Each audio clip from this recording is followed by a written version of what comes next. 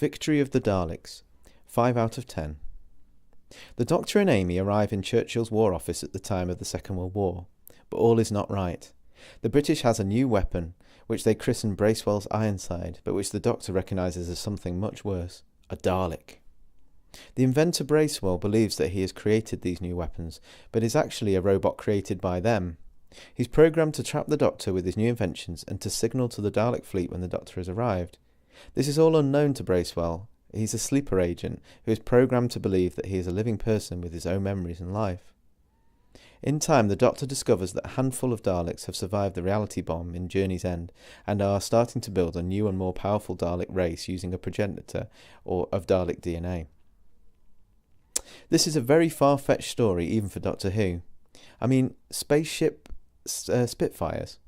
But it's a fairly amusing addition to the series. Moments like a friendly Dalek offering cups of tea, or the Doctor trying to convince the Daleks that his jammy dodger is actually a self-destruct button, make for silly but funny moments.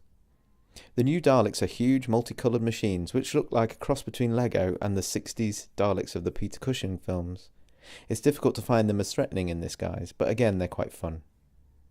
This is one of those episodes which reminded me a lot of it reminded me how a lot of the enjoyment can be lost when we become adults.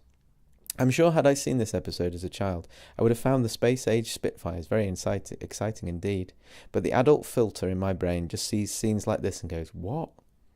This is something that seems to really come across in this series so far, fun over feasibility. But then, isn't this one of the hallmarks of Doctor Who anyway?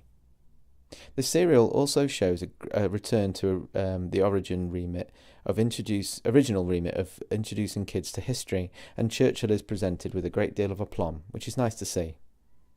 This isn't one of my favourite episodes by a long shot, but it's one that I'm sure younger children in particular will love.